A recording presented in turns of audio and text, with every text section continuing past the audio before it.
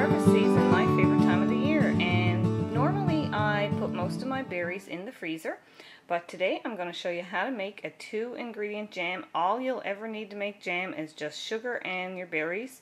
You don't need pectin or anything like that, so here we go. I'm going to show you how to make some jam out of these Josta berries and these gooseberries. And what Josta berries are a cross between a black currant and a gooseberry. I generally, as you know, most of my recipes, I don't use sugar at all, but for a bit of jam, I do use some sugar. So there's 2 cups of berries in here now, and I have this on a low-medium heat, and I'm just going to start mashing them to get the juices out.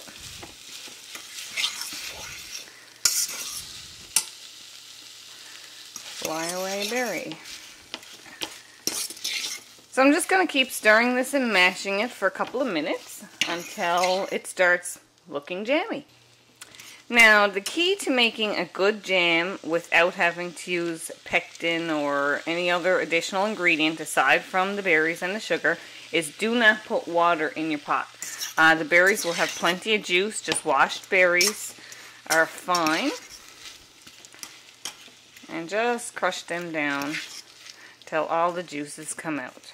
So now I have a potato masher, and I'm just mashing down the berries. There's nothing else added to the berries yet, and you can see how liquidy they've gotten. It's 2 cups of berries, so I have about a half a cup of sugar poured up here. It's actually a little less than a half. So I'm just going to pour it in and see what I'm going to use.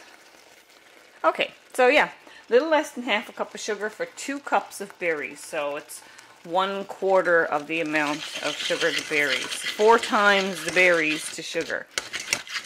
I'm just going to stir that through, and then I'm going to let it simmer on a low heat for about 15 minutes until it gets a good jammy consistency.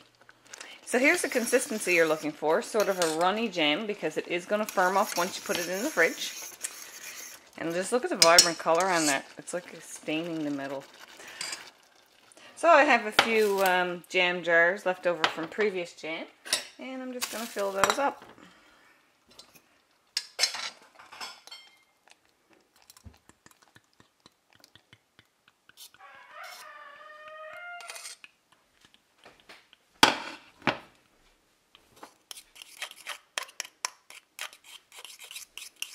You should use a wider mouth funnel, but this is the only one I have.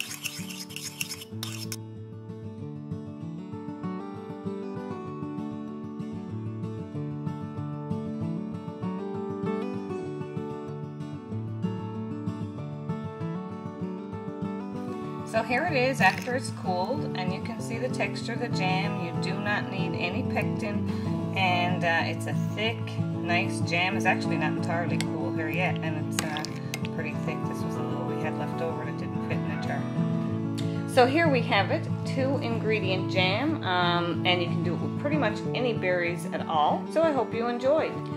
Don't forget to subscribe to my YouTube channel, and thanks for watching.